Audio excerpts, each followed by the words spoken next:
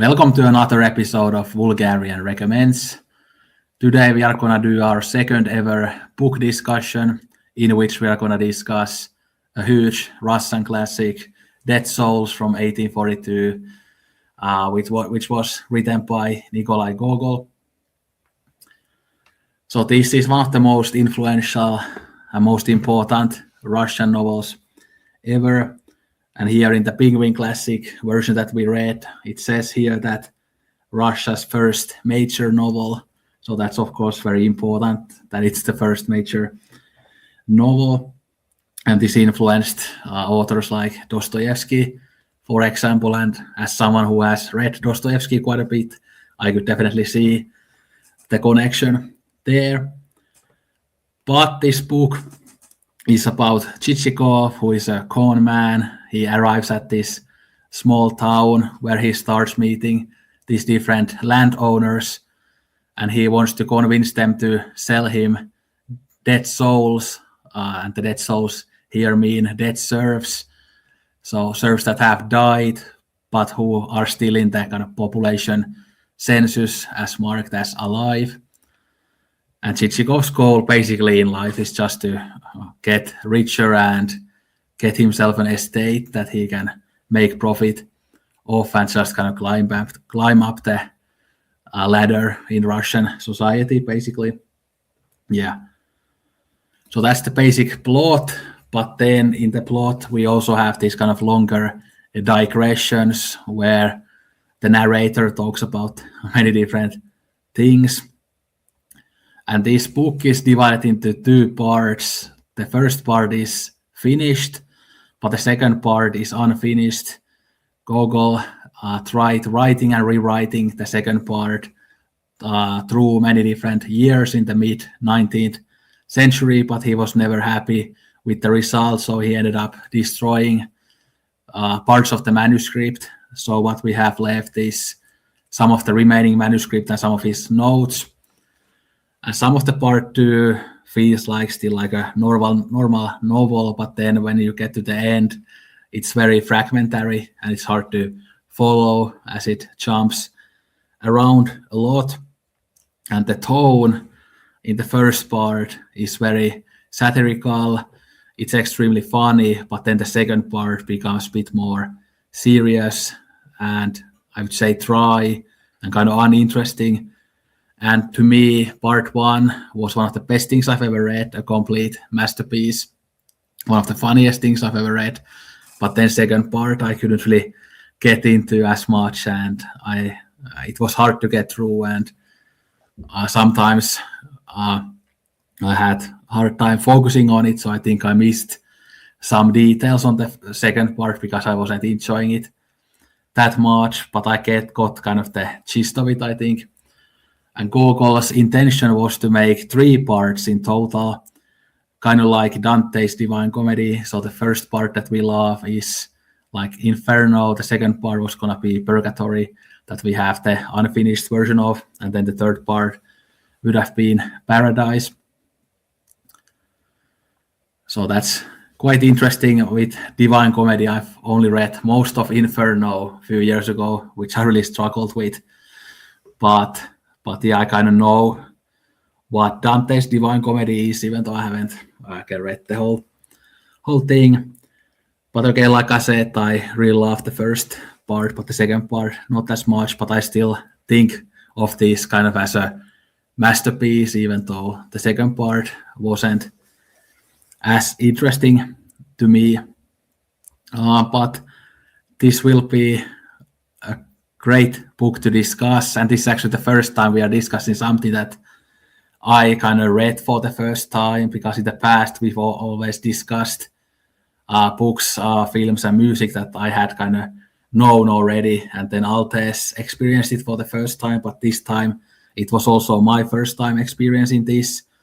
And how we chose this book was that I sent a list of classics that I owned that I hadn't read yet to Altes, and then Altes picked Dead Souls out of that list as our first book from the list, and we are gonna discuss the other ones later on as well. And this was a great choice as we both really enjoyed it. And there are many versions of this that you can get, but again, we read this Black Spine Penguin Classics that has a translation by Robert A. McGuire, which is a translation from the mid 2000s. I think I think in Wikipedia, if I count that right, I think there have been like 11 English translations of this throughout the years, like some really famous names like Constance Garnett and Peviar and Volokonsky. Usually when you read about uh, English translations of Russian books, I hear that Peviar and Volokonsky is the name that often comes out as some of the best translations, but I don't know how that would have been because okay, we read the Robert A. McGuire translation, but to me this translation was a pleasure to read. It was very readable. I think Gogol's style came through it, even though it's a translated work. And yeah, I really love this translation, but again, I don't have anything to compare it to, so it's hard to say whether this is the best one or if there is another translation that is even better. And again, I think there has been only one translation since this, so most of the translations are older than this. But I think that's a bit of a intro. So I'll let Altes talk now, and then we can get into the plot and characters and themes, etc. Yeah. I agree what you said about the translation because from what I understand, Gogol was a great but strange writer, and that kind of you could feel the strangeness come through, but the brilliance come through. And I think the most important thing in this book, like since we both haven't read the original and we can't read Russian yet, I'll say yet, who knows, one of us or both of us might run Russian and read all these in Russian. That would be fantastic.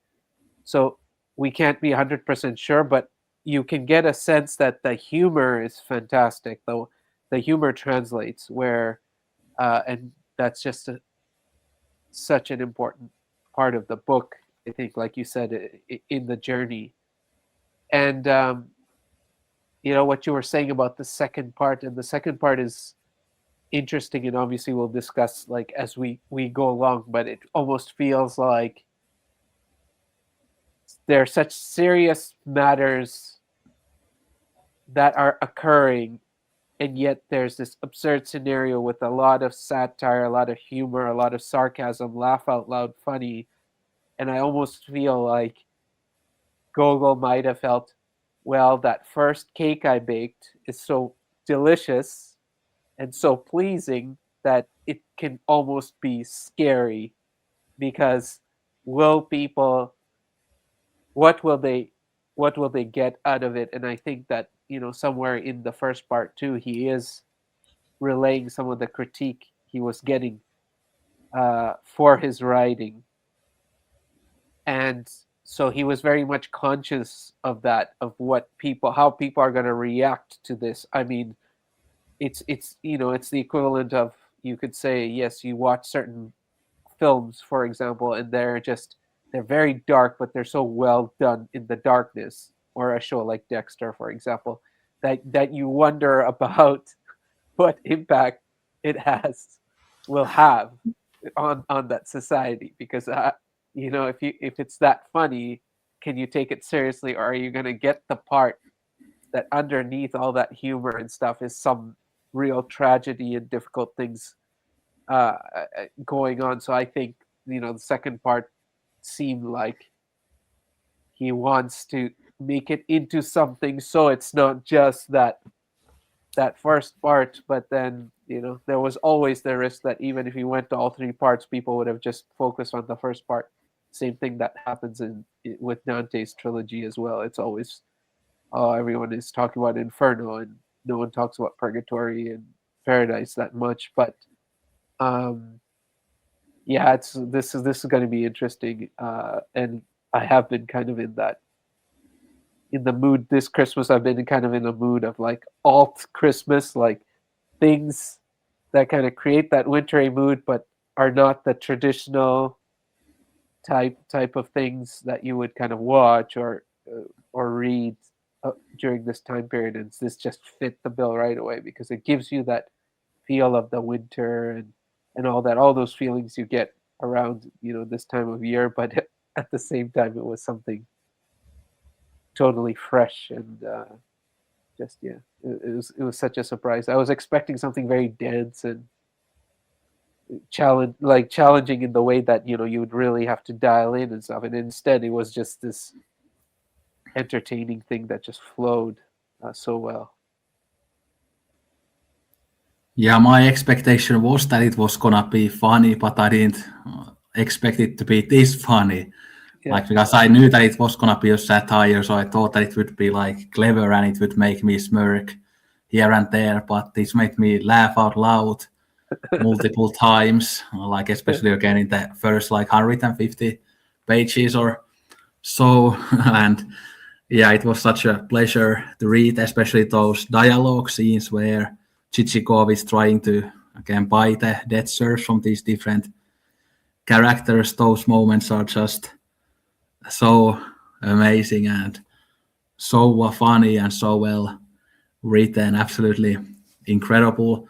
And I think Gogol himself said that he kind of felt like he is supposed to write more like the style in the part two, but he had more of a knack for the style in the part one. Yeah. That was what he was good at, but he felt like kind of societally or something, it would have been better if he wrote more like in the part two.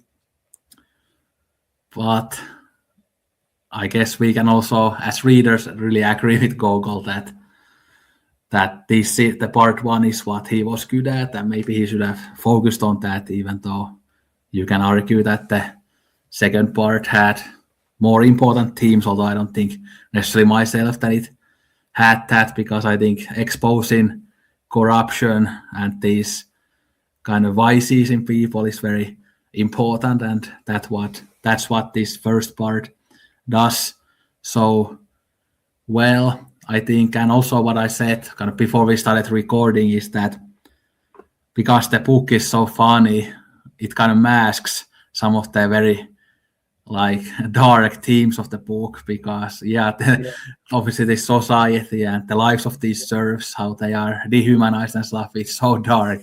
But then the book is just so funny that you almost kind of forget how terrible this society is and how terrible these people are, because they just make you laugh so hard. It's kind of like the Sopranos in a way, that the people are so absolutely terrible, but they constantly make you laugh.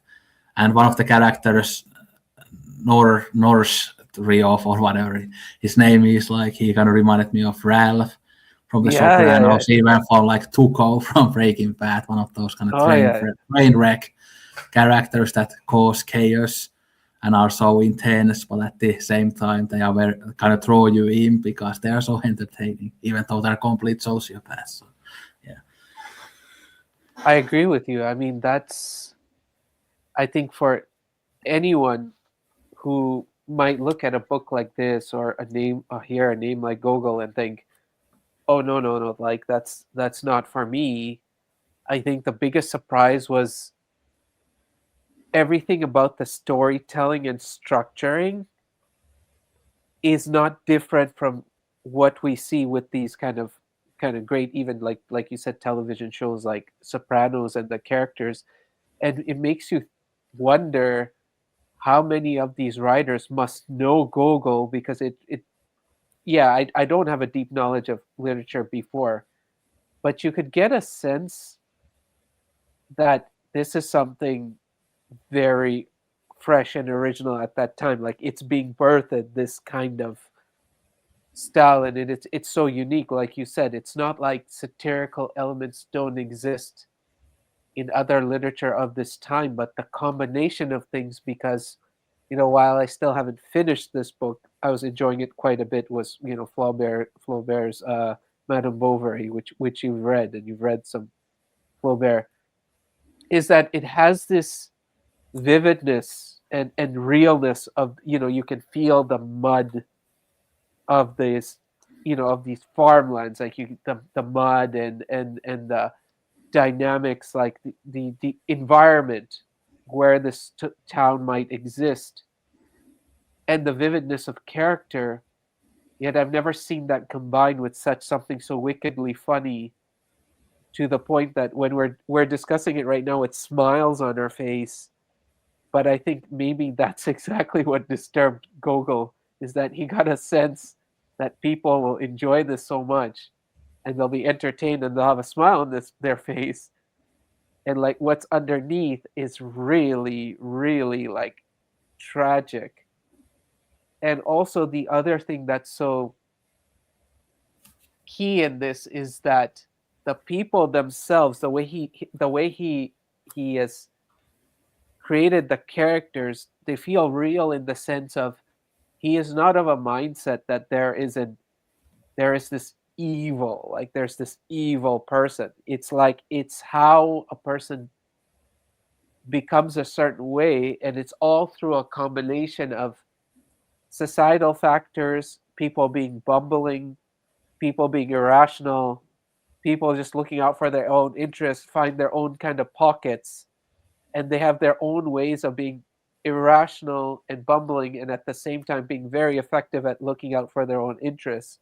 So there's this lack of like, I'm going to vilify it, people, which makes it even more interesting because each person is not this almost caricaturization or a vilification, which I'm not saying just because some books might have people more drawn out as kind of representing a kind of evil and darkness, that's a caricature per se. But what I'm saying is that there's something about this that's, like they say, it's very different and strange, yet it's completely captivating, and it's completely spot on, and you're like just amazed by the vision and the writing, but the ability to really, you feel like you're in that world, you're going on this journey with them, you're feeling that temperature and like the feeling of each room, of each conversation. It's absolutely amazing. Yeah, and one important thing to mention is that this book has lots of kind of fourth wall breaks that the narrator addresses the reader. And one thing the narrator says is that, like readers, you might see yourself in Chichikov or some of the other characters. And I think, again, all these characters represent different types of human beings. And I've definitely come across these types of people. I mean, not all of them, like not as crazy as like Nordriov or Norshriov. I always forget like how it's exactly. Nostriov, I think is how it is.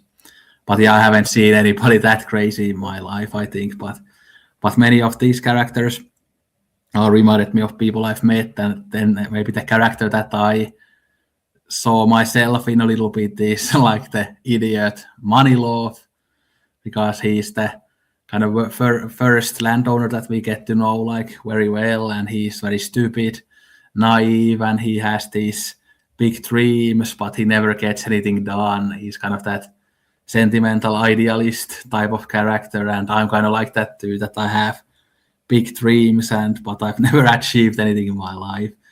Kind of very similar, like him in a funny way, but he's kind of very polite, but very stupid and naive. And I mentioned this before we started recording, that he kind of managed to make me expect something different from the book than what the book ended up being, because he's again very polite. So I kind of thought when I saw that chapter or read that chapter that maybe this book is about kind of how people are so polite to each other and how kind of hypocritical that is, and how people are just pretending to be nice even though they aren't. I kind of thought that maybe that's gonna be one of the themes of the book, but then when we get into the other chapters, you can see that Manilov was just that type of character, but then the other characters are very different and they communicate very differently, and they are very different people. So that kind of, then when I read the other chapters, it kind of really surprised me how the book went into a different direction from the Manilov chapter in terms of how people act. Yeah. Yeah, absolutely. And as you're saying that, I just thought to mention this from like a very high level perspective is the structure of the book and why the structure is so fantastic. So, like you said, you have this stranger, very like almost like a Western. Obviously, Westerns came later, but that Western setup, it's stranger comes into town. You know, you're described. Okay, here's his coachman. Here's his carriage. This is what this Britska. Here is his like kind of footman. Um, oh, this is the inn he's coming into, and now he immediately. I mean, so like there's a structure of this mystery. The strangers come in town. What does the stranger want? And what's brilliant about it is the mystery is kept. Like you said, the basic idea. Because at first I heard this, when people are talking about the book. Okay, there's this guy and he's trying to buy a dead soul. So I felt like, oh, maybe that's going to take away a lot of the oomph, right? I generally go as blind as possible. I don't even read almost anything about something, uh, because even the discovery of what someone is doing, you already know that something is coming. But what was amazing in this book is that doesn't take anything away from the book. If you know that he's coming and he's going to buy these dead souls, you have no idea of the impact each scene has as it's unfolding, because it's not about that, and it's that classic MacGuffin, like, oh yeah, he's coming to buy it, but then there's all these things that are happening, all these interactions, all this development, all this humor, and why he's doing it is remains a mystery the whole time. So a part of you is gripped by this, but a part of you is so bloody entertained by every single interaction, and how is he gonna, because you already get a sense of that there's something ridiculous he's trying to do. So every person is going to be like, why do you want to do that? And then each person's different reactions to that thing very much reflects what that person is about, and him trying to overcome that. So that structure of how I'm going to keep this piece unexplained. I'm not even going to tell you the background of this person.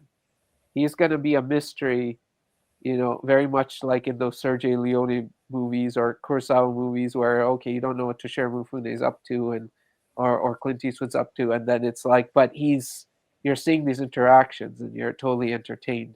So that structure of how he kept that later, I'm not going to tell you who this is. I'm not even going to tell you why he wants it. To the point where when I was reading it, I felt like even if you never knew why he wanted to buy the dead souls, this thing would be brilliant, because it wouldn't matter, because all the things that need to come through are coming through clearly.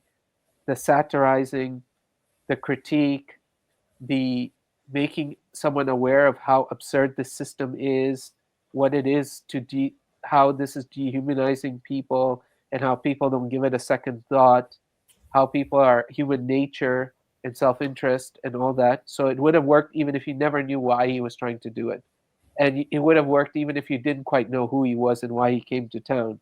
But he structures it where, okay, you kind of get into those elements later, which also take it up to a whole other level. So that the structure really struck me as such a brilliant structure, and how action, it felt like it's moving, it's very smooth.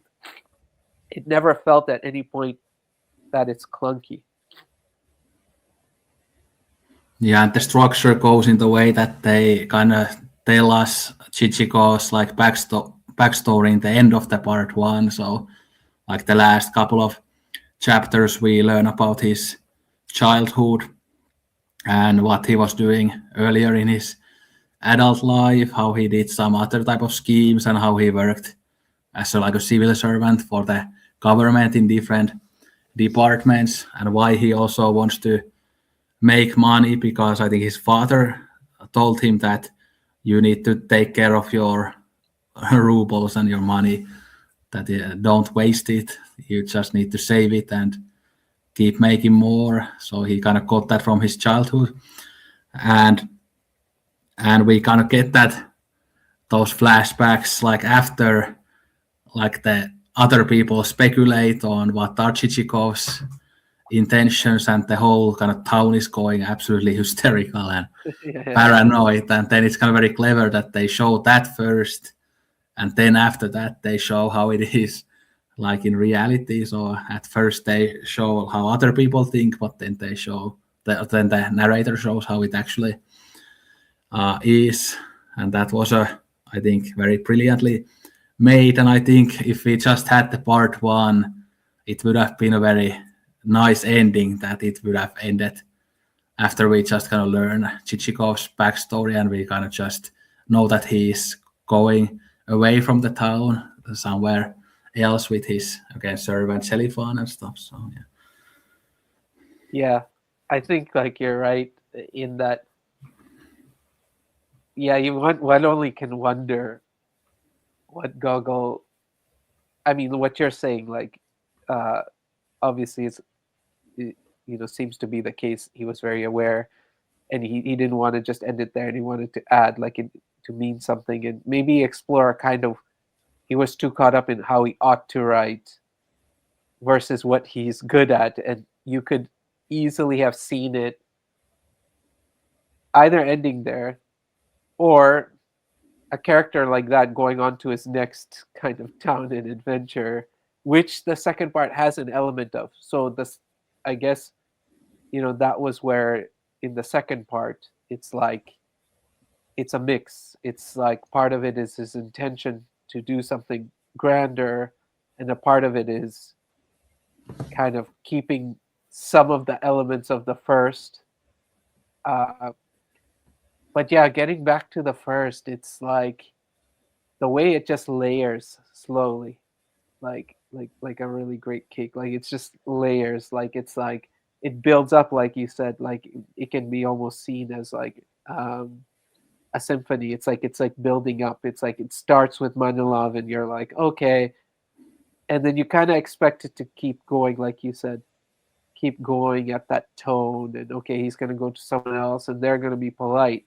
But with each one that we are going, it's getting amped up, and then there is that moment, which it's funny because I read Pride and Prejudice not too long ago, like a few months ago, and it's like it has that Pride and Prejudice moment of the ball and people gossiping and judging the new guy, but this has an insane pitch it goes to, and it becomes bonkers and hilarious, like the town now getting first getting being the ones that create the myth of Chichikov and who he is, and then the town just becoming these investigators of the absurd and just going and trying to figure out who this guy is. And now that they've gotten frightened, and it's one of the key I guess themes of the book is how human beings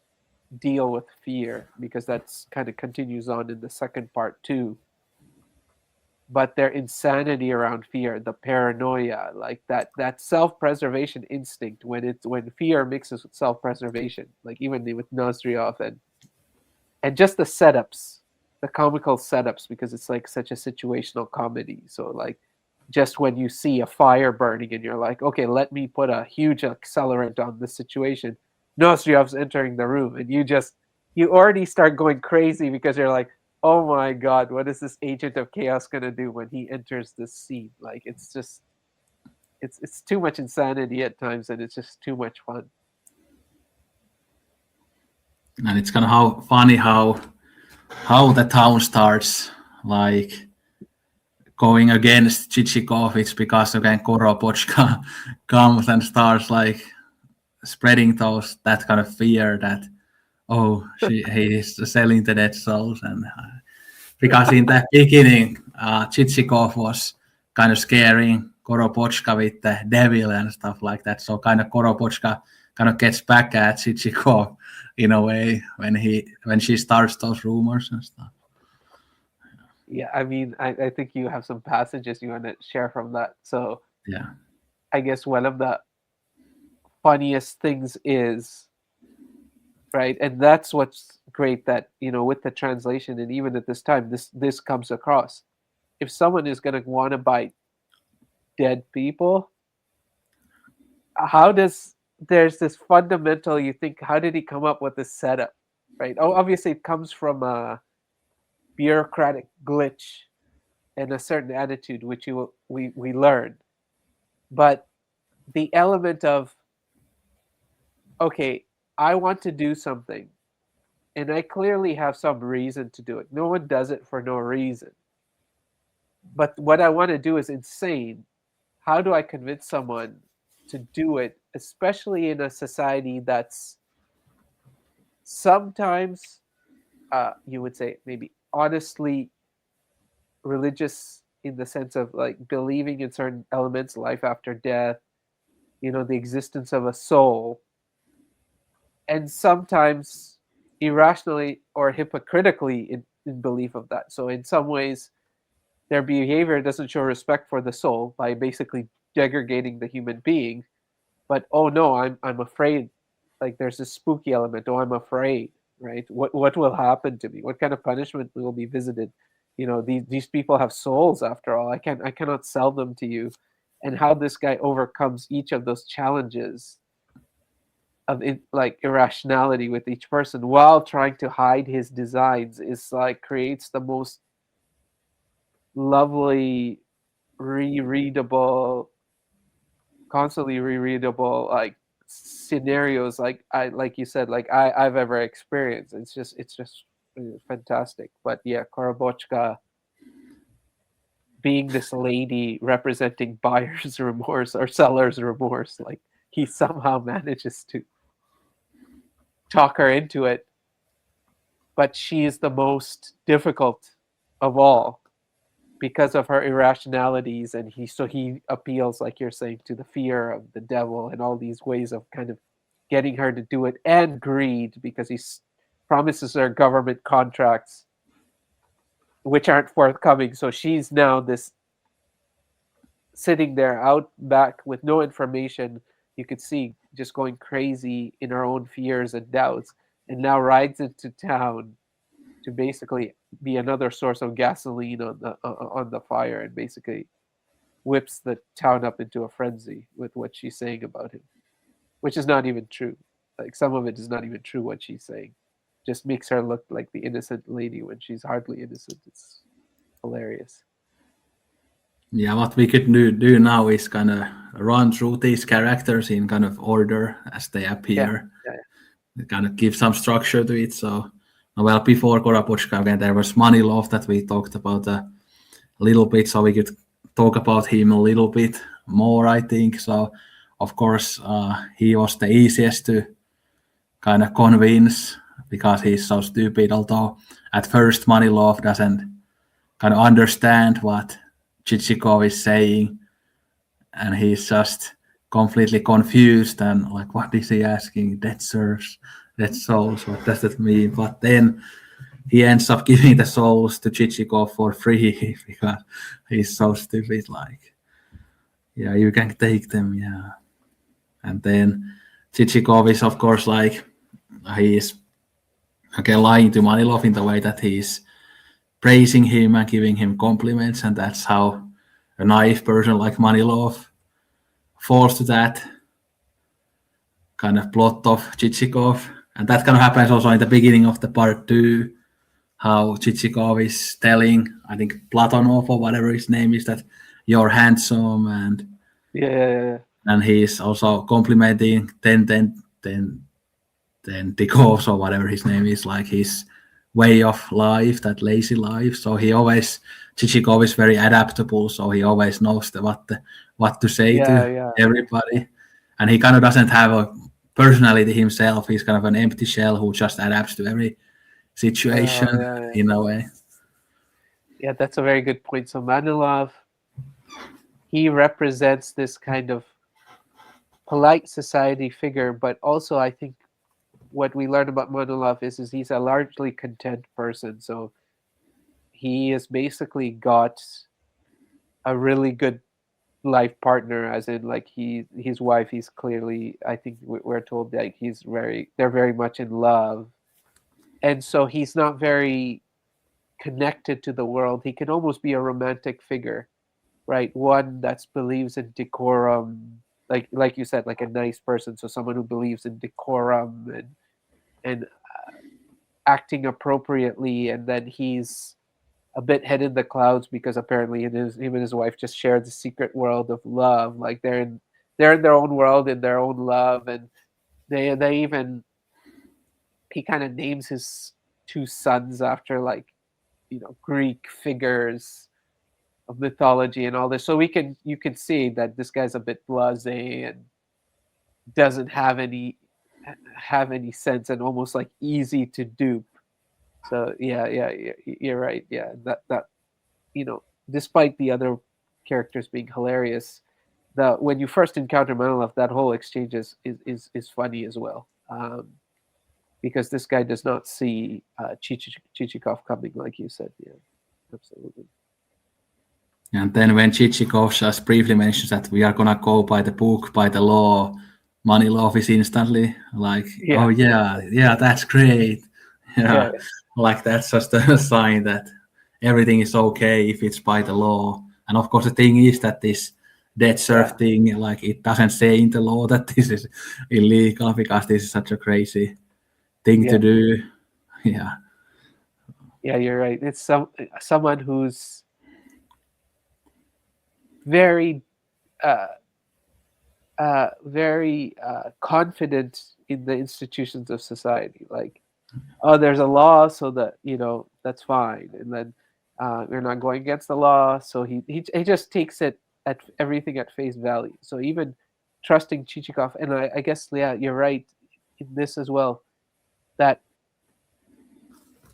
this whole scenario also represents something that we constantly talk about here, even modern days with confidence myth, that human beings, how easily someone can trust a human being just because of the way they behave. And like you got it, that's spot on. That Chichikov knows this, and his brilliance is knowing how to behave with each kind of person because of what they believe and trust and all that, and figuring that out very quickly, and knowing it ahead of time what kind of person this is, and then playing up to that, because people will largely overlook, like we were talking about this before, even on going on the discussion right now about how meeting someone and then realizing they're not exactly who you thought, or hoping they don't end up being something that you don't want, because it's hard to tell by people's behavior what might be underneath, or what beliefs they might be holding. So yeah, Chichikov is like a genius in that regard, and he's learned all this the hard way. Yeah, and when they kind of tell us about his childhood, Chichikov's childhood, like we learned that he is like has this kind of practical intelligence. He's not like book smart or academically intelligent, but practically intelligent. Kind of like in these days, we might say that like a millionaire or billionaire is practically intelligent because they're good at making money, but they might not be good at science or reading books or whatever. But anyway, and then they say that even as a child, he was very good with people, how he treats like teachers and how he Yeah, got the teachers to his side and things like that. So he kind of had this, I guess, almost like a natural talent for this type of stuff. So yeah, yeah, I think you're right that there are a lot of these questions about as well, because there's the whole element of you know when he went to school, and who was the kind of the teacher he had, and the teacher favoring certain traits that he seemed to have, and his ability to gain success and recognition in that way. So yeah, so after he meets Manilov, who comes next after Manilov? our favorite Koropochka. Is Korobachka right after Yeah, Manilov? yeah, because he's like Chichikov is going to Sobakevich, but then there's like a Oh, you're right. thunderstorm. So All right. All right. Yes. And so we see all this too, that sometimes it's not everything goes according to plan for him, but he's always tuned into his objective, and he starts finding things out. So that's right. So Karamochka, that's a funny scenario because yes, he's on his way to Sobakevich, but yes, he has incompetent driver as well who doesn't, understand directions and and all kind of there's all kind of humor there too. And then yes, they find themselves kind of stuck out in the prairie, so to speak, in really bad weather, and they hope to find this house, and they're hoping to be taken in. Oh my god, okay, yeah, you continue with Karavachka. That's what I want to hear. Yeah. No, so, well, first of all, she's an old woman. She's a widower. But I think we could maybe, I mean, there's such long passages that I kind of want to read. But here, where should I start? So I'll start here. So at this point, Chichikov had tried to convince her already for quite a while. But shame on you, dear lady. It's just shameful. What are you saying? Just think about it. Who's going to buy them after all? What good are they to anyone? Look what use can anyone make of them. Well, maybe they'll come in handy somehow around the place in an emergency. Like, that's crazy. Like, what could she do with the dead sirs? Like, use them when there's an emergency. Like, that's one of the most irrational things that she says. Oh man, yeah. Do you have another passage? Dude, I love hearing. Yeah, I mean, this continues here. So, but that quote continues. The old woman objected, but didn't finish what she was saying. She opened her mouth and looked at him almost in fear, wanting to know how he would respond to that. Dead souls around the place. That's really stretching it. Maybe to scare the sparrows away from your kitchen garden at night. Is that it? The power of the cross be with us. What awful things you are saying, exclaimed the old woman, crossing herself. What other kind of work did you want to put them to? Well, anyway, the bones and the graves will all remain with you. The transfer is only on paper. Well, what about it then? What's it to be? Give me an answer at least. The old woman again sank into thought. What are you thinking about, Nastasia Petrovna? Truly, I still can't make up my mind what to do. Let me sell you some hemp instead. What's hemp got to do with it? For goodness sake, I am asking you about something entirely different, and you are trying to foist hemp off on me. Hemp is all very nice. I'll come another time and buy some hemp too. So what is it to be, Nastasia Petrovna? Really and truly, it's such a strange commodity. I've never heard the like. At this point, Chichikov's patience exceeded all limits. He banged the chair on the floor in fit of temper and invoked the devil. The old landowner was uncommonly terrified of the devil. Oh, don't even mention him. Leave him be, she cried, turning deadly pale. Only a couple of nights ago I dreamed about the cursed one all night long. After saying my prayers, I had it in mind to tell my fortune by cards just before I went to bed, and it's clear God sent him to me as a punishment. He looked so repulsive, and his horns, why they were longer than a bull's. I'm surprised you don't dream of them by the dozen. It was merely out of a Christian love of humanity that I wanted to do this. I saw that a poor widow was grieving, suffering privation. Well, may you drop dead and kick the bucket, you and your entire village. Oh, what awful curses you are calling down, said the old woman, looking fearfully at him.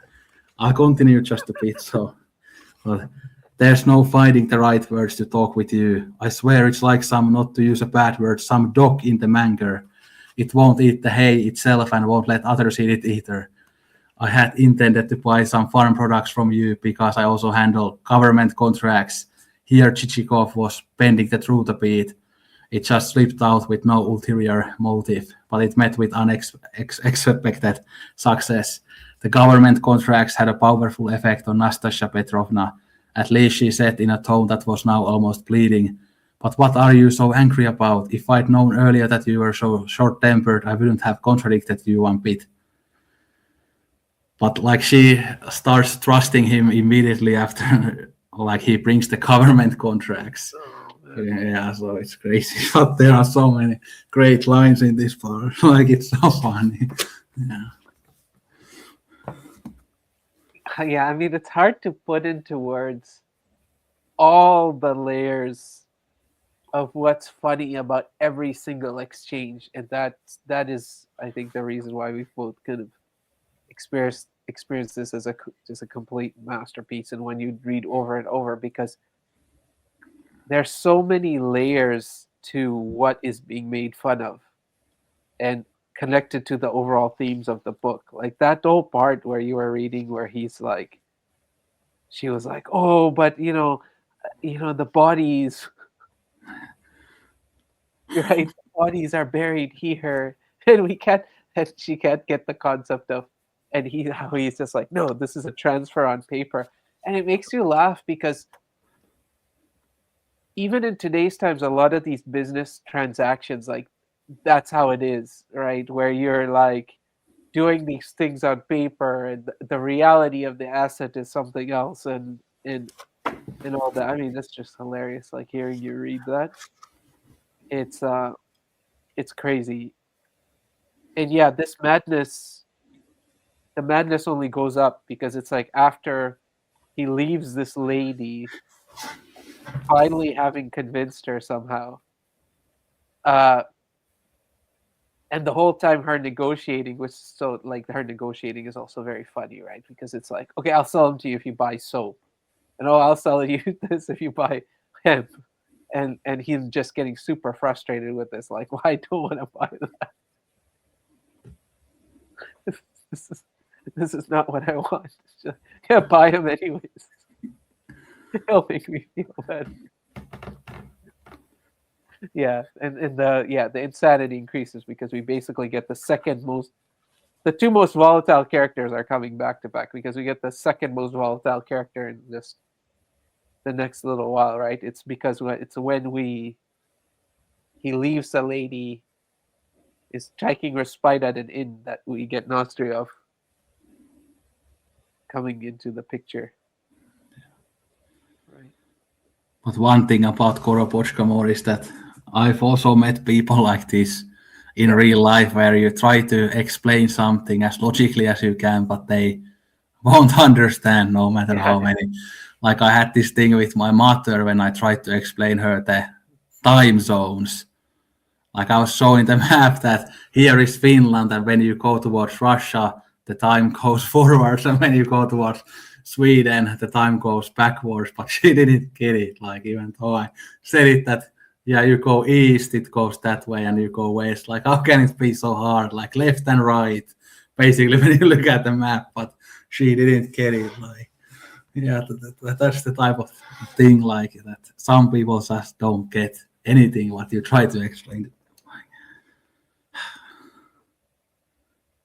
yeah, absolutely. And in a way, this is what's also fascinating because that's what gives you the flesh and blood of each character, because he is not ridiculing Korobochka all out and out. Like clearly she's been left widow. She's able to manage this estate. She is enterprising. Uh, she is trying to build her business.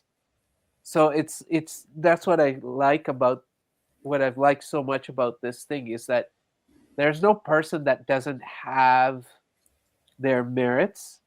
He's not interested, and I think he makes comments on that later on as well when he's breaking the fourth wall and all that. That he's not interested in presenting to you simplistic things where there's nothing of merit. He's almost like gives a more frightening picture of how these worlds and these things get created out of people just going along with their mixed bag of like merits and then irrationalities and reactions to fear and doubt, and often also the miscommunication he's up to something. He doesn't want her to know. She's also, in a way, interested in selling her wares. She's not. She's like, okay, I sell him this thing, but what I really want to sell is that, and that misalignment creates so much joy and hilarity that's hard to describe.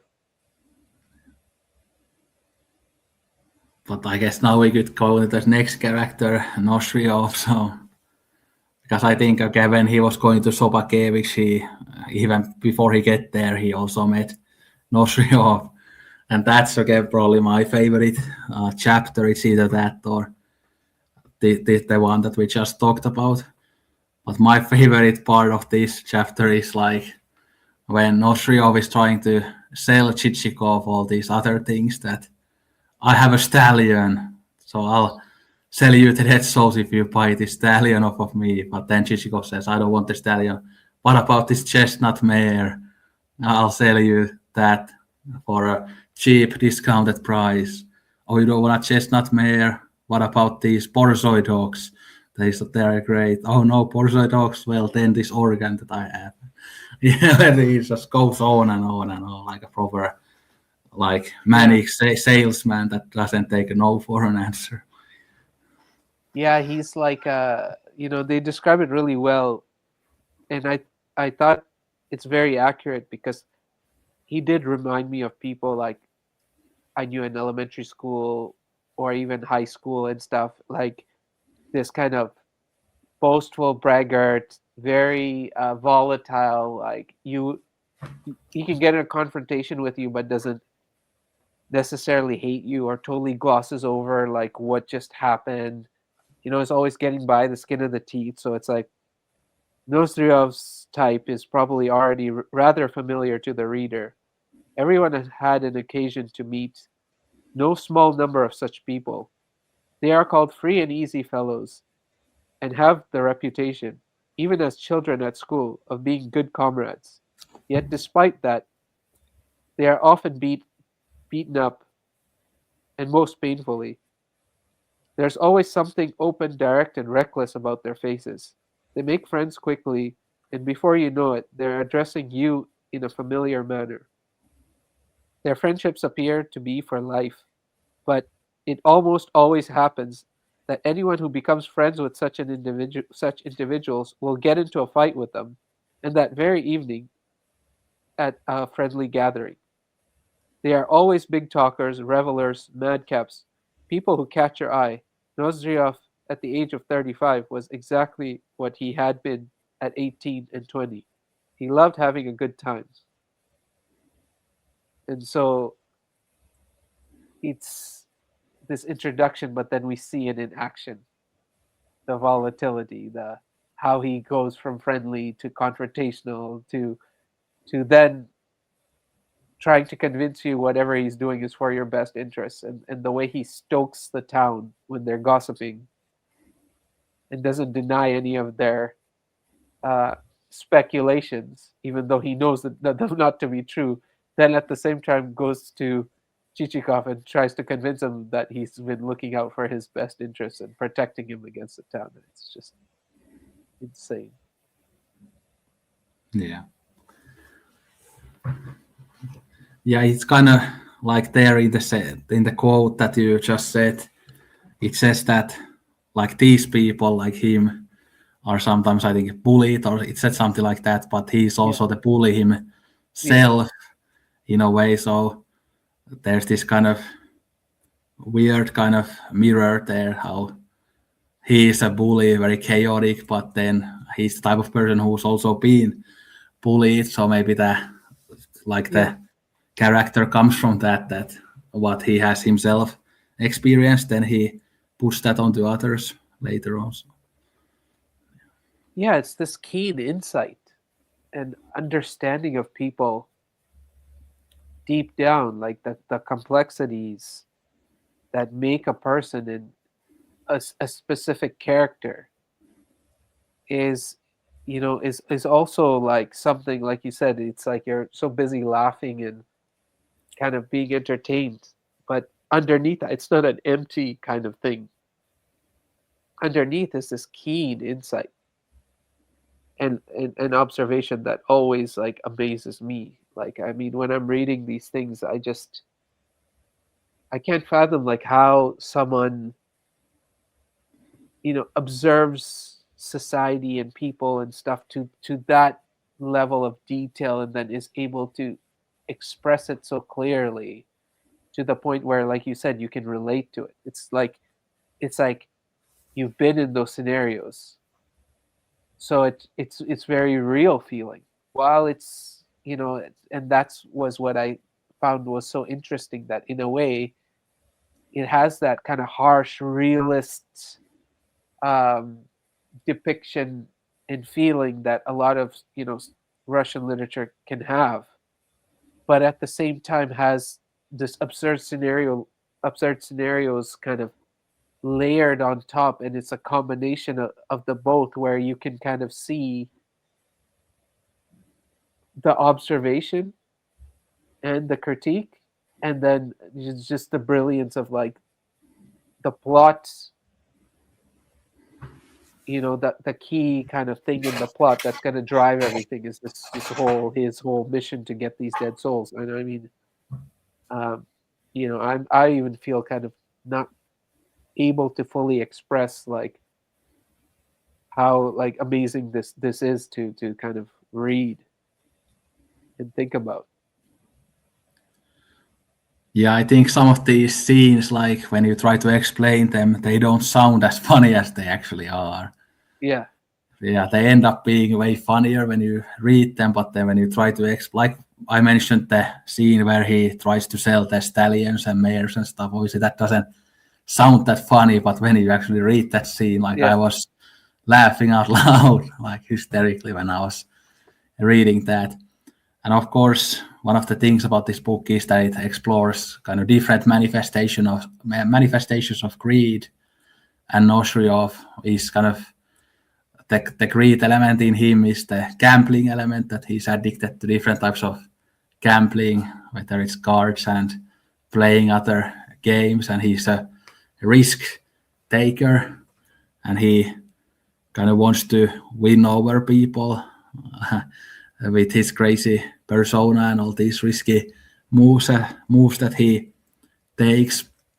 And he's one of those people that, like, I have had those types of people in my life where you are constantly on edge when you are with them, and you are constantly thinking in your mind that how can I defuse this situation? How can I yeah, yeah, make this person not even more angry and more yeah, chaotic? Like, what are the right words that I need to say to this person that he doesn't go even crazier? Like, and those are such awful situations in life when they happen. and you're absolutely right. Like, he's a bully that's formed out of bullying, and then you just get into situations where you're just like, I just want you to go away, or I want you to stop, or I just want you to let me leave the room so I can get out of here. And you can see Chichikov like in these different scenarios also having these reactions now. Like, he's getting himself into a soup sometimes, and he's trying to get out, or he's trying, and so this is why this is such a immensely rereadable thing, because you can read it and then focus really on Chichikov, because Chichikov himself, once you know about him, that thing is very interesting to go back and then experience it from his perspective. Like, you're that person and you're trying to do right in the society per the society's rules, and trying to find your way um, to kind of get something, right? So the whole ends justify the mean stuff is in there, and like kind of in his mindset and whatever. And then he is also now putting himself in a lot of danger sometimes, and difficult situations, like what he ends up in with Nozdryov, and in a real pickle. And he's like, how do I get out of this? So there is this. It's very true to each scenario has a true to like feeling and what's going on, while at the same time having this kind of overall perspective that makes you laugh about it. But also at the same time, like you said, at the beginning of the chat, it's really controversial stuff in a way, right? It's really like when you think about a topic he's taking on. Like imagine you're like, I don't know, going to the uh, American South, like slaveholding, and then you're making this humorous tale amongst the like slaveholding society, and it's like it's very volatile. It's actually very very controversial. It's very very disturbing, and so to package it like that and present it where you can each person is so real, like we've said so many times, each person's so real. Nozdrov is so real, like that person, you get that person. He doesn't feel like, oh, you were making this person up. We know it. Like we have members like that even in our own families at times. Like I've known people like that in my own family, that they were volatile like that. They're quick to get into, and you're like at a fight, and then the next thing you know, it's like, oh, what's the big deal? And they want to laugh at, let's have a drink, like that kind of thing. Like and you, especially sometimes when you have this kind of feeling like we often have social interactions, how scary that must have felt for him. I could feel it at that time. I was like, oh my god, it was making me sweat when he was just out of control and like, you're not gonna leave here kind of thing. And I was like, oh my god, like I was stressing out. Yeah, for me in my life it was my stepfather who was kind of like that. So yeah, but to respond some of the other things that you mentioned, like this book was banned when it came out because it showed some of the Russian like officials and this particular landowner class in like unfavorable light. So that's something to mention. And I think serfdom was banned in Russia. Was it in like 1860 or something like that? So a couple of decades after this book came out. So when this came out, like the serfdom was still very much a thing, but it wasn't that. But it wasn't a thing for that much longer after this book. And then another thing to mention about this chapter is that, of course, it's not only about Chichikov and Nozdryov, but Nozdryov's brother-in-law is there as well in the All background right. throughout lots of the uh, chapter, and Nozdryov treats him really badly as well, like constantly insulting him and even his wife and stuff. So he kind of treats everybody really badly. And then in the end of the chapter, of course, the chief of police ends up arresting him and kind of saving Chichikov because, like Nozdryov is saying to, I think, his own servants that beat Chichikov up, but then the Yeah, yeah, police comes before they do that. So. yeah. And I think that in that moment you get a sense of this guy is taking a lot of risk to do this, because people can have all kinds of reaction, and you are in reverse. He's kind of trusting that somehow everyone will behave in such a way that either he can win them over, but they won't cause any damage to him later on. Like it will, because it's a shameful, like no one wants to talk about it. No one wants to say, oh yeah, I was considering, or someone asked me this, that it would just stay kind of hidden, and no one will ever kind of, it'll never come to the surface, uh this machination he has. But like you said, I think the more you talk about it, you're like, yeah, it's like it's something to be experienced, uh, because you just can't create in conversation the experience of what it is to actually read it.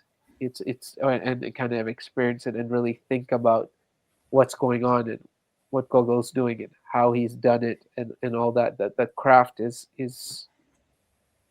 incredible. Yeah, I don't remember if I also mentioned it during this chat or did I just say it in the before we started recording. But these chapters, these early chapters, the Korobocha one and this one and others, I went back to rereading them, the dialogue scenes again, like a few hours ago. And I had such a great time already rereading them, even though I just read them for the first time. And I think these chapters are something that would be like fun to go back to. You don't necessarily have to reread the whole book, but just jump straight into these kind of funny chapters and read through them. It could be fun to just sometimes pick up this book from the shelf and read it for like half an hour, and laugh your ass off and have a good time. Yeah. Yeah, I agree with you. I agree with you because it's the way it's, I think we were discussing this before we recorded, but the way this film is framed, it's almost hard not to talk about it using language that we use sometimes when we're talking about films and cinema. That the way it's framed and blocked, it's like you can see very vividly the conversation room, so it becomes episodic. It's almost like going to something and rewatching a great scene that you love, and it's just as enriching. So I agree with you because of the way its structure is also like could be a stage play as well, could be a film, could be a stage screenplay, could be it's like that. You once you've read it, you can, like you said, you can revisit. You can just go read one of the chapters, or even as we just shared a few excerpts, it's like immediately transports you back, and you start being curious again because it's not. What's great about this is it's not open and closed. It's not just a humorous situation, but it keeps rising in you the same curiosity about how you get into these scenarios in life, how societies get to this point, how the people that societies are made of, the people within the power structure, and individual quirks in thinking, in worldview, and even responses to things. Because then after Nozdrov you have Sebek, which, if I'm pronouncing it correctly, who's very real world. He's like a realist. So each person, he's very like, yeah, as long as the price is right. My goal is to get the right price. I don't care what you want to buy. And he's very realist, materialist. He's not thinking about anything else. So whereas in Karabochka's represents people who are have superstitions and don't quite feel secure in the world because of the superstitions and things they don't know, or they some kinds of fears have been successfully implanted in them through certain ideas,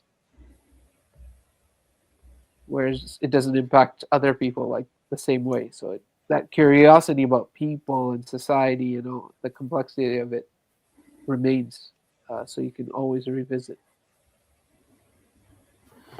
Yeah, we could now focus on Sopakevich, who's an interesting character. So he's kind of someone who prioritizes efficiency and again money, and he is greedy in his own way.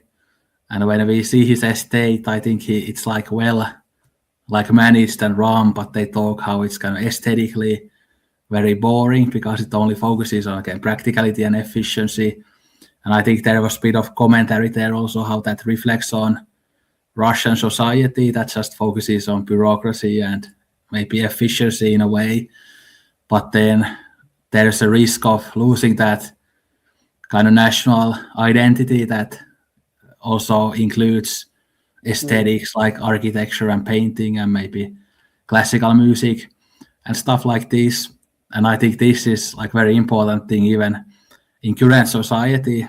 Like I see this a lot here in Finland, how, for example, in architecture, it's always just about efficiency and just, let's do these like box-looking apartment buildings because they can fit lots of people in relatively nice apartments, but then they look really ugly, and all of them look the same, and there's no consideration for beauty or history or again aesthetics in general, and that's always something that has made me really sad. And I think beauty is very important in life, and I think people like Sobakevich who just care about efficiency and money and things like that are very toxic people, and it's sad that the actual real world is full of these types of people as well. Yeah, I mean, very good points. And these conversations are also happening at a time where it's like this is Russia post 1812.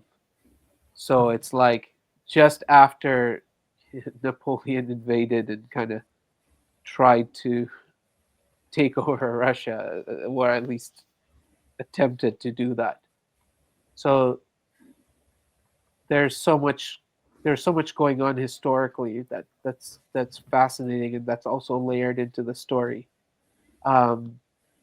because you have people who are foreigners, like Germans, for example. They're part in the administration, and then there's like the French. So there's a lot of questions about, getting back to what you're saying, like what is national identity and what is the way forward, because there's a lot of influence as well. You have the influence from that come from the ideas of the Enlightenment, from the French Revolution. You have kind of the modern state developing about that's focused on efficiency and progress and development and industrialization. Uh, and then you also have, like you said, that the whole thing about the arts. So these kinds of like romantic novels, for example, maybe written in France or something like that. So you have these like kind of romance novels and adventure type things, and any number of different influences, and then in that confusion trying to figure out where is this country going, because they still have a czar. Russia is very unique to this very day, continues to be a very unique place. It has elements that are not like anywhere else in the world. So they have a very unique kind of environment in this huge landmass, very unique weather, and all that. And that always plays in, no matter what Russian literature you look at, whether you read Chekhov or whatnot, this uniqueness of the landscape, and then also the societal structures and classes and history make it unique. So there you can understand that there's a lot of confusion, and so each person is also representing elements and forces and ideas that are existing all at the same time, trying to figure out what's right and what's wrong, and which way to kind of go forward.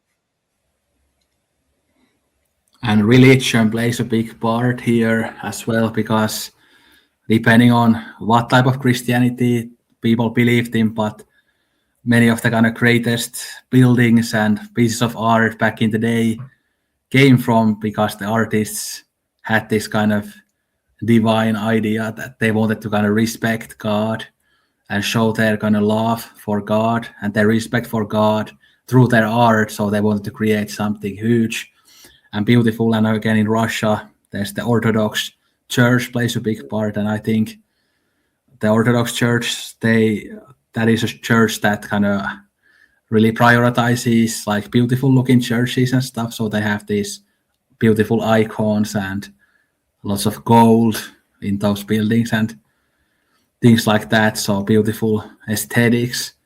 But then Sobakevich is very different, that he doesn't care about that type of stuff, but he again cares all about the profit and and efficiency, but not beauty. And he's kind of that typical kind of emotionless guy who who doesn't really care about anything romantic or idealistic or love or beauty, but he just cares about these kind of manly things. So and getting the best price. All he cares about is that he's the person who got the best price for his item. You know, he, 200 he rubles. doesn't even care that he's asking for something that doesn't seem quite right. He's very smart in that he already knows there's a swindle. You wouldn't want to buy it if you didn't have something you're trying to do with it. So part of it he's trying to find out, okay, what's the bigger game and play here? Because I want to know what that's about. And okay, if you're not going to tell me, and I think that's the another hilarious exchange as well, where it's like he is now very sharp in that way. So he's just like, okay, so what do you want them for? And him kind of jumping around and then trying to create an explanation for what he wants them for that doesn't sound like he has monetary interests.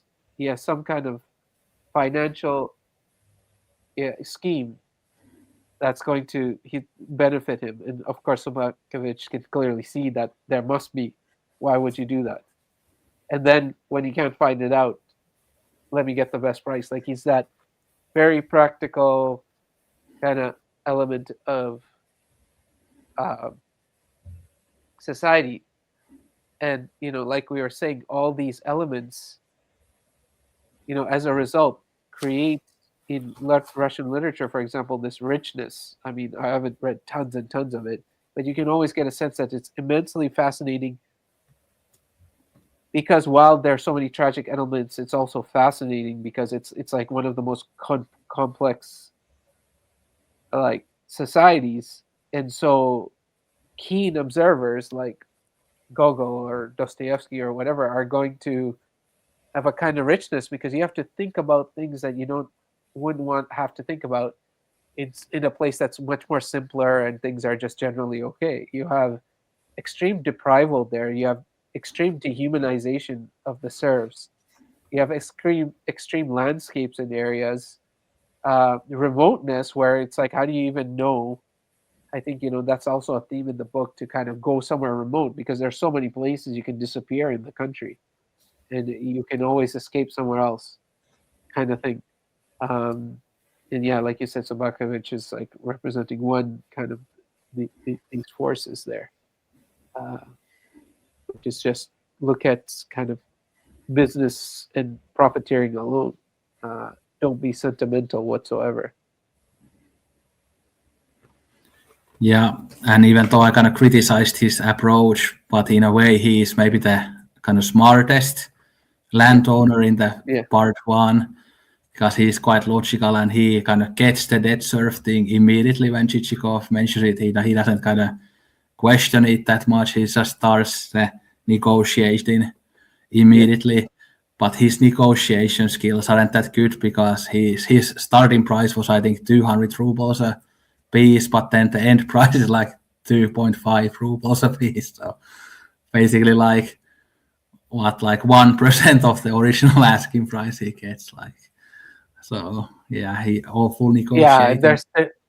yeah, absolutely. There's like a humor. There's an irony there too, especially when he's talking about the uh, kind of the merits like the of each dead serf he's selling, right? And I think it's making that point of this guy only values things based on a piece of paper that's pricing it.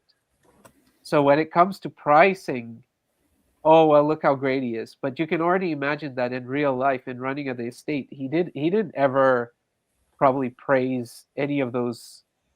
They're dead after all. I mean, I think there's that aspect. They're dead after all. How did they die? Right? They died of disease and starvation. And he's sitting there and saying, "Well, look at this honorable like serf I had who could do this and who was a great blacksmith and who was a okay. Then why would you let him die?" Right? And so there's the like you said. So there's that he's the smartest, but he's also the cruelest. Or not the cruelest, but he's another kind of cruel master because to him they only have value when he's selling them and he's trying to get the highest price. But in real life, he doesn't care. He doesn't care that someone that valuable or skilled died. Nonetheless, they died starving or diseased, and he didn't do a thing about it. And he's not clearly not without means to do that. But why would he do that? The next one will come along. So I think there is a irony and humor in his. He sees them as one surface just as good as another, but when he's coming to selling it, oh, you've never had one like it. But in his mind, clearly, he doesn't think anything special of them. But he is logging all this information about them when it comes to value them. He is a. I mean, he's a very jarring depiction of what it means when we are, or when you are in business and you're dealing with people as property. And there's an interesting part in the kind of last couple of pages of that chapter where Sobakevich says that, what about the female serfs? And then Chichikov says, try, but it sounds kind of funny. I have no need for the female sex, or something like that. And that kind of ties into a little bit kind of in the introduction that they talk about, or the Robert A. McGuire talks about how there's lots of speculation how Gogol might have been gay because he never married a woman and stuff. And he talks about how in Gogol's books, all the best characters tend to be men, and women aren't shown in very favorable light. But that sentence, I have no need for the female sex, it's just gives the kind of it's kind of fun. It was very fun. Yeah, and you could sense something was going on there, when he said that, because there's like kind of might be a literal reason behind it, but also overall, also the fact that they didn't matter. Even in valuing, I'm not saying that's the case, but you could get a sense that there might also been he's always talking in 2-3 layers all at the same time. We never mentioned this at the beginning of our chat.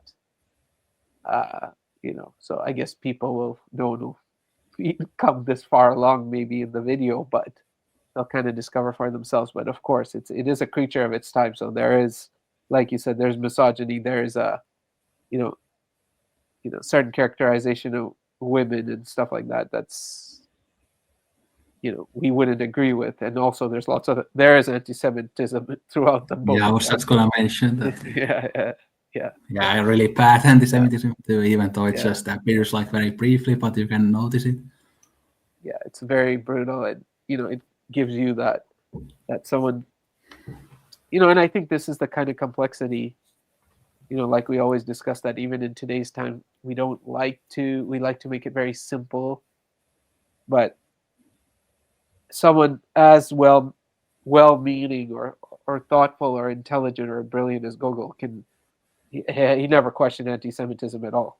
He never thought about questioning that aspect, or even thinking twice about women. The way he kind of depicts women and makes them simple. Even the women of the town, when they start speculating, he kind of associates certain behaviors with just the fact that they're women and this is what they do. They're going to get jealous and they're going to fight over men, and then if they don't win the men, they're going to spread rumors and all that. And while that is jealousy and that kind of thing does exist and does happen, but then just simply characterizing that as a women's realm and stuff so it has those gaps. Nonetheless, I mean, just because you read it doesn't mean that means you accept everything wholeheartedly. Yeah, the one thing about reading these older books is that we often know less about the authors, because of course these days there's social media and these people are kind of celebrities, these authors, and we kind of know more about their personal lives and their opinions outside their work. But when we go back to the past, we know less about it because they weren't similarly public figures, even though they were in some ways. And of course we have these biographies and stuff about them, but it's hard to know for certain with these things when it comes to these past figures as well. So we need to kind of read more into their work itself and kind of to try to get their views from that. Again, and his sexuality, we kind of have this thing with these old works where we might kind of see some like queer subtext in a work, and then we might start thinking that maybe the author was like gay or bisexual or whatever. Like there is in Shakespeare, for example, like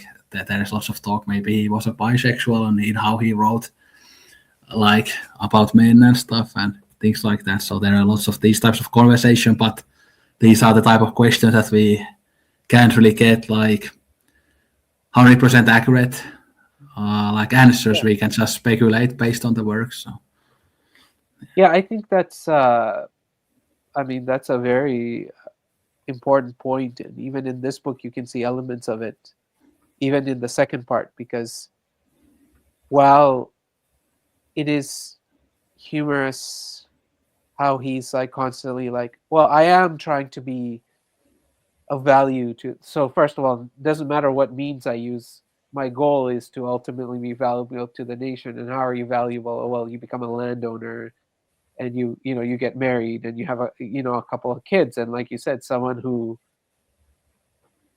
wasn't actually in any sort of relationship that people knew of, and wasn't participating in all that kind of family unit like reproduction kind of thing, is also making fun of himself, because in that way he is one of the people who's not of much value to the nation. That's one thing.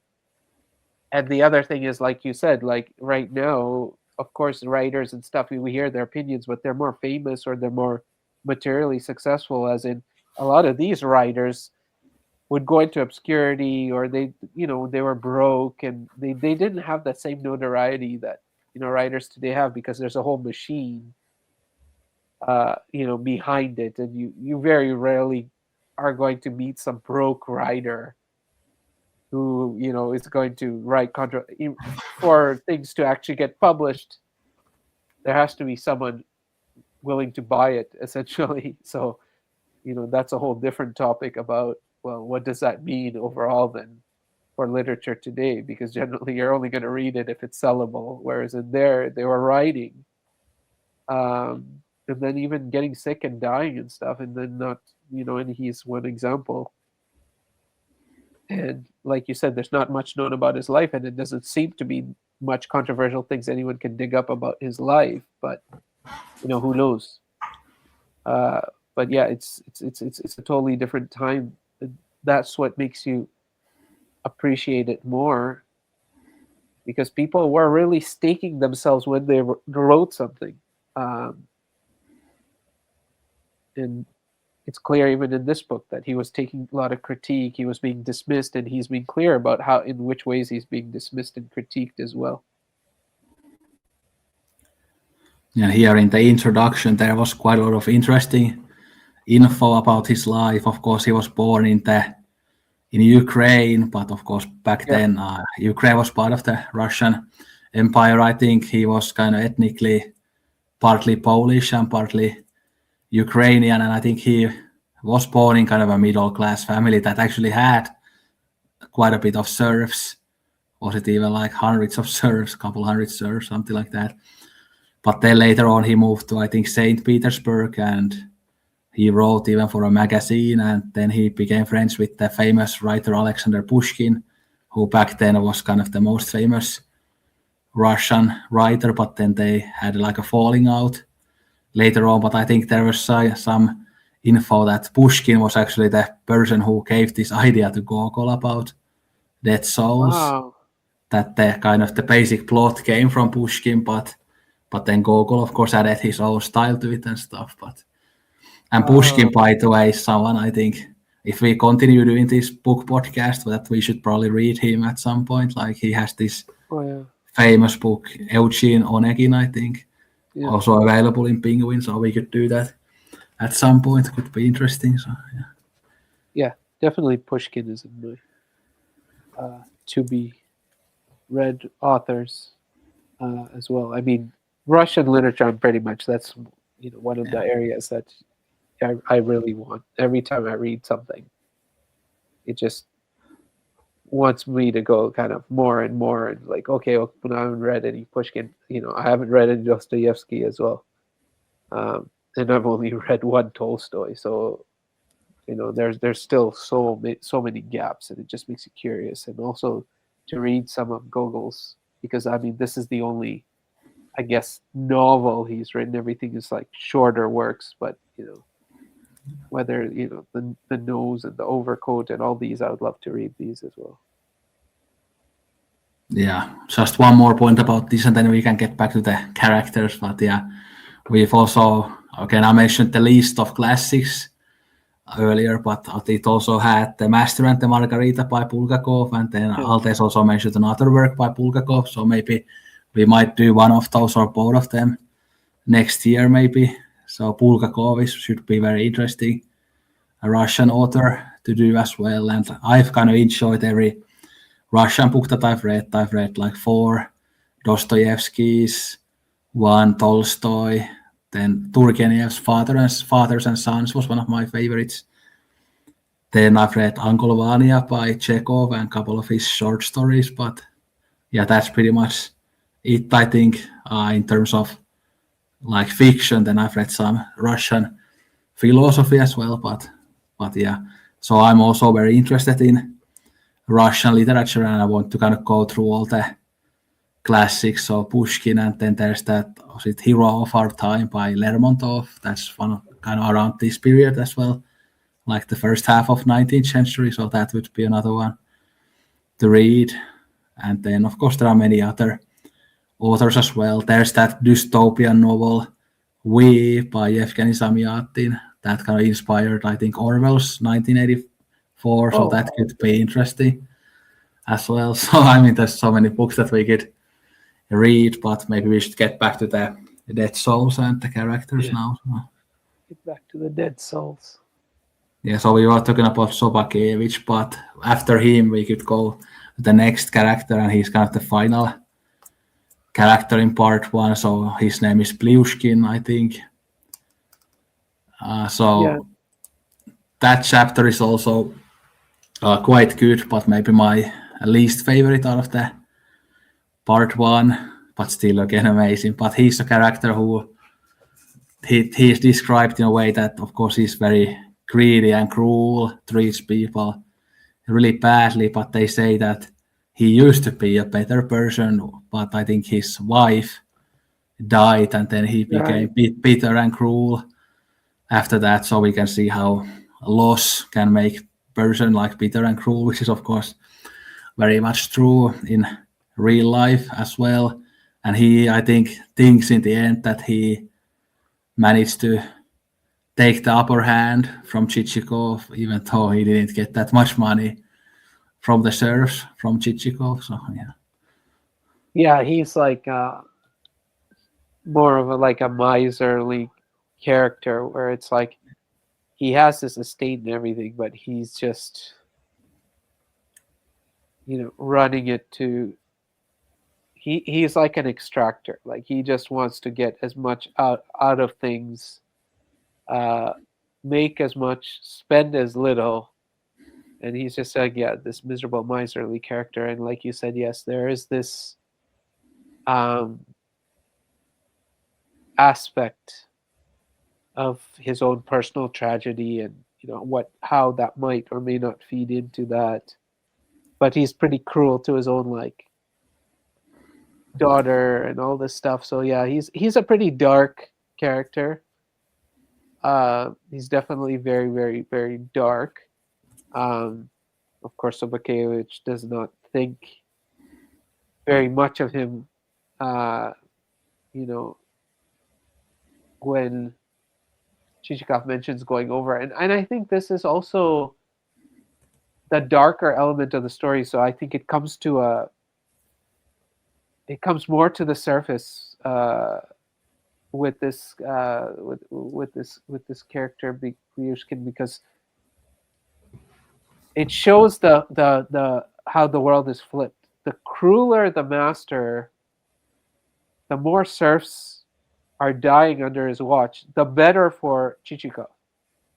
And so like that element is kind of there, and it makes it, you start feeling some of that, right? It's funny in a way. It's funny because he's like just everywhere. He's just trying to get information, And then he hears about the next guy who has like, hears about this guy and he's like, oh, this estate's falling apart. And he's like lost so many people and he gets excited over that. So this whole like, it has elements of people who, profiteer off war and stuff like that, where, tragedy fuels his success.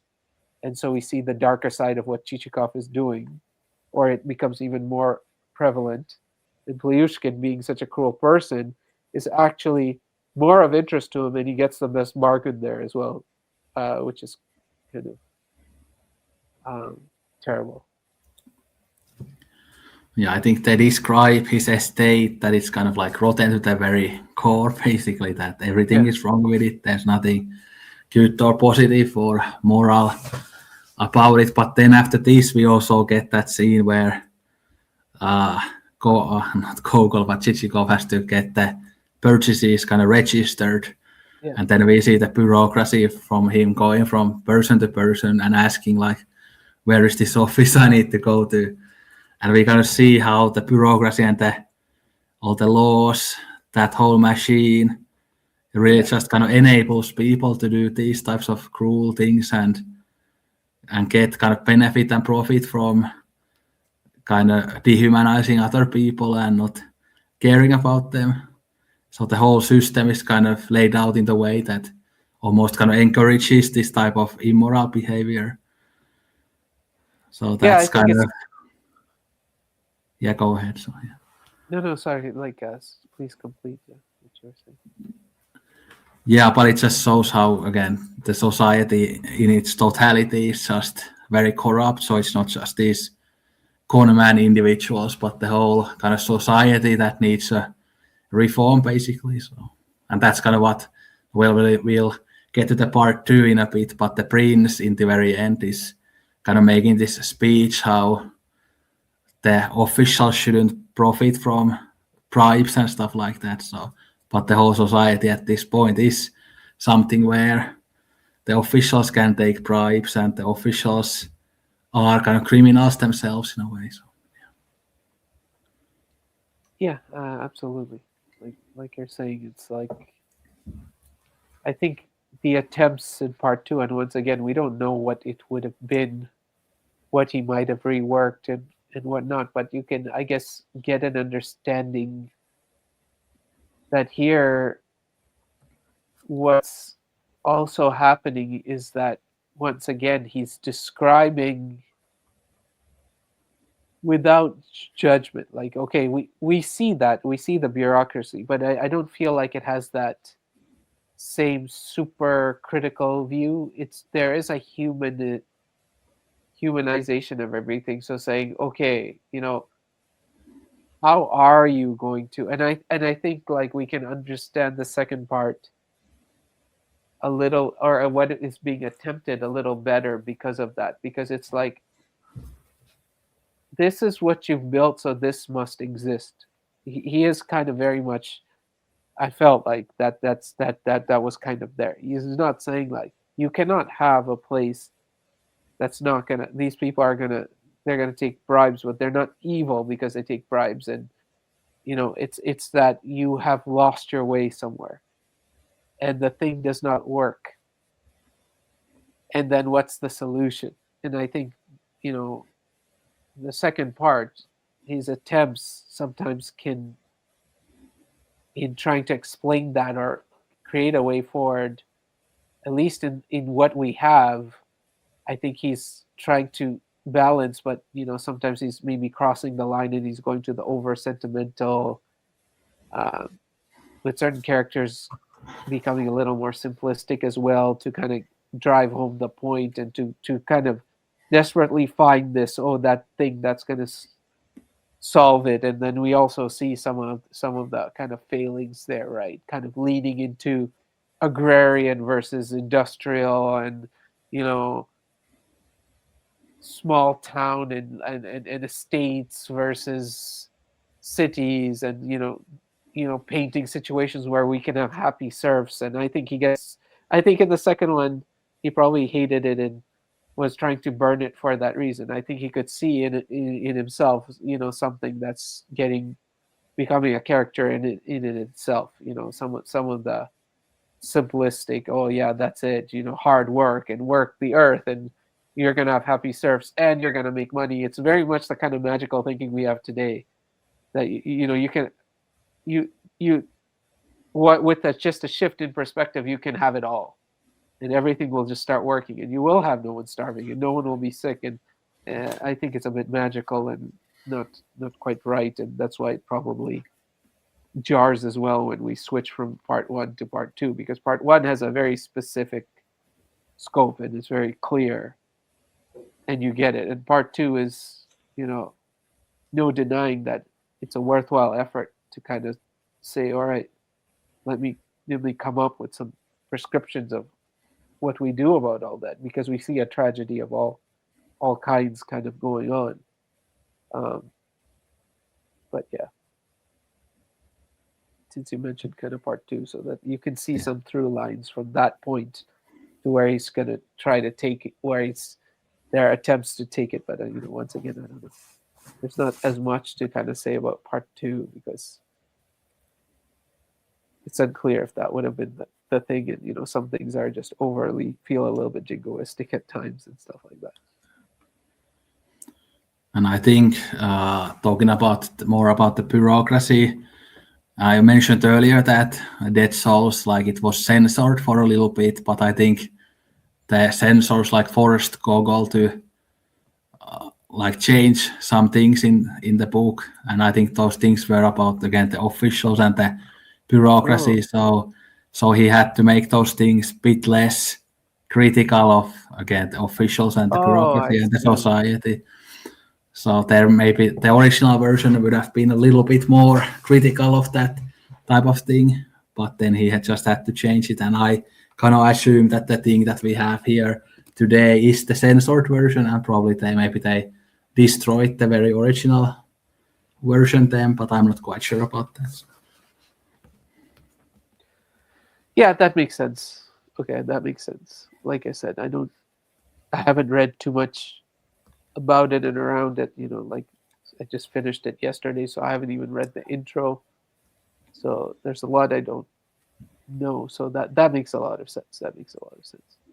I think that's great though. That despite the censorship, it's still it doesn't feel like dumbed down. So sometimes great artists exist in censoring societies like Abbas Kiarostami and stuff like that. They manage to still get their what they need to get across despite the censorship. And but like you said, it was banned for a while as well. So um, fascinating. Yeah, but if I kind of understood correctly when I read about it, is that the changes were quite minor and Yeah. just about that one thing. So a lot of it wasn't censored or changed. And then the part two again, like it just feels like almost like moralizing, and it tries to hit you in the Yeah. head with the ethics. It doesn't feel very complicated in a way because it's just very surface level in a way, and just again tells everything, and there's not that much kind of under the surface or between the lines, unlike there is in the first part. So yeah, Yeah, I think there's some interesting things that as I was reading it, I thought might develop. I mean, there's that one setup where it's like that guy, I forget his name anyways, who has the estate. It's like someone who's gone to the same school as him, but basically wanted to be a student of the previous teacher before the one that taught Chichikov, and then who Chichikov was very successful with because that teacher was about decorum over intelligence, whereas the previous teacher was the polar opposite and was about the capability and intelligence versus any decorum. So I think there were like some interesting things being set up, but like you said, it's very fragmentary because we jump.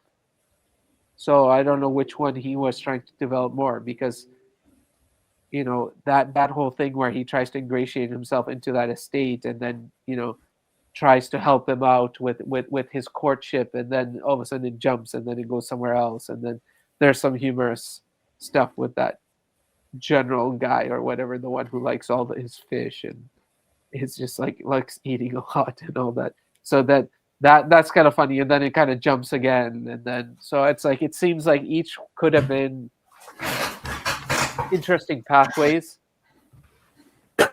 um, with interesting kind of juxtapositions and scenarios, but it's like it just seems like, yeah, it's a lot of ideas. It seems more like broad sketches, and like you said, some parts where he's trying to give the answer then starts becoming simplistic, right? It's moralizing because he's trying to give the answer, and like you said, maybe he was felt under pressure to give an answer, and as soon as he started leaning into that, he kind of lost what makes him so brilliant in part one, what makes everything part one brilliant, which maybe part one for him is part one only because he was thinking three parts, but as far as a complete work, that was Dead Souls, right? And then the next is something else. So I think that's where he kind of everything is lost now, because it's where we've got a lot of tirades and a lot of, oh well, if people were just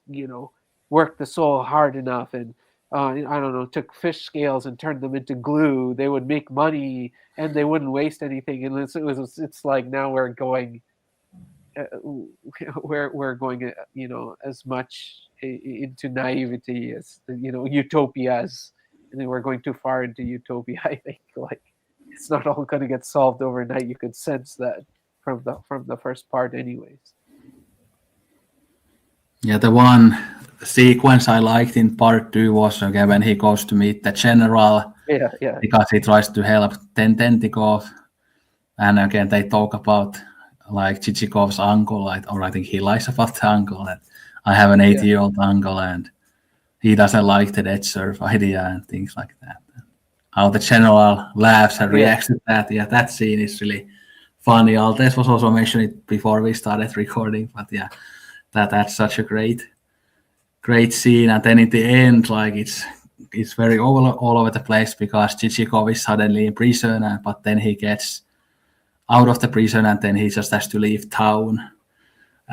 But he goes to prison, I think, because he's done some other type of scheming, not just with the dead serfs, but with like I think forging banknotes or something like that. Then maybe it was some testament of somebody that he had somehow like conned or something like that. Like so he tried some other schemes as well, and then he got caught, and he was absolutely devastated when he got caught, and he was so scared. But then he kind of is very lucky, and he gets out. And obviously, I think the idea there was that maybe after this he would start to redeem himself. That obviously the idea of this purgatory was that it would kind of sow the seeds of redemption, and then in the paradise part there would be that full redemption maybe for the character. So yeah. Yeah, I mean the whole thing is like very interesting because it's like there's a point where he even purchases an estate thinking he's going to be like above board now, but immediately starts his machinations again. But then there's a skip to the concluding chapter, and then in the concluding chapter we see him fast forwarded and he's actually escalated in his machinations and all that. So it would have been interesting, obviously we don't know, it would have been interesting to just see, okay, what prevents him from becoming this hopeful kind of, or at least someone who's gonna kind of become more like invested in things versus these schemes. What makes them just go back to the schemes? We see kind of the picture there, and then there's this whole thing that you have this Muratov who's like this guardian angel of everyone, who it's kind of strange, like in the concluding chapter, to have this guardian angel guy who's like apparently the purest of the pure, but he's one of those people with liquor licenses. So he's like, at that time, I think they had like there were certain corruption's even related to these kind of liquor salespeople and how they were allowed to have the kind of exclusive licenses to sell liquor and all that stuff. So how this guy is the guardian angel, we don't know anything about Muratov except some back talk about how special this guy is, and then all of a sudden he shows up and he's trying to, excuse me, save everyone. So that's all starts getting a bit bizarre and confused and convoluted, and now he gets a second chance and when he's going to do with that, and I don't know, like, yeah, that part is just strange. Like it's too strange. There's too many broad sketches without any kind of through line. But yes, like you said, the one that had a lot of potential brilliance is that whole general thing, and someone holding you hostage and feeding you, and he just wants to host things, and he has his estate mortgaged, and he has and all that. So that part was pretty interesting. What's also fascinating, I think, is that he wanted to do like Dante, this 3-part thing, and you have part 1 as Inferno, but Inferno was like kind of meant to really terrify people, whereas his Inferno just delights people. Like it just makes you laugh and like there's a less of that terror. So I don't know how the escape from Inferno really works, because while there are terrifying things going on, it doesn't terrify because there's just too much humor and fun kind of happening as well. So him kind of trying to escape, and we haven't quite seen where he enters into that hellish landscape he wants to get out of. I guess it's kind of there, but it doesn't kind of parallel as well to kind of Dante's structure. But I've not read any of those, so I won't comment more on that. Well, there were a couple of things that came to mind from what you were saying. Well, you were talking about kind of how Inferno is supposed to be scary, but then it makes us laugh. But that made me think of one thought that I had about this like cover of this Penguin Classic, Yeah. because this looks like very bleak. Yeah. It's all gray and stuff. But then when I started reading this book, I was thinking that this cover doesn't actually fit the story that well, because it made me laugh more than almost any book I've ever read. But then when you look at the cover, this looks like Bellatar levels of sadness that's just gonna make you cry of devastation, like Sancho the Bailiff level of sadness. But then it's just so fun. The book is so funny. So I thought that they should have gone with a different cover for Dead Skulls, and I don't remember off the top of my head like any of the other covers, because of course this has been released like millions of times by all the like. I mean, there is a Everyman's Library edition. There is a Oxford World Classics. I mean, I think the Everyman's Library, I watched some YouTube video where somebody showed it. I think that cover was just, it has just some like painting of a guy. So, I mean, that wasn't that amazing either. But yeah, again, I don't think this fits that well. And then another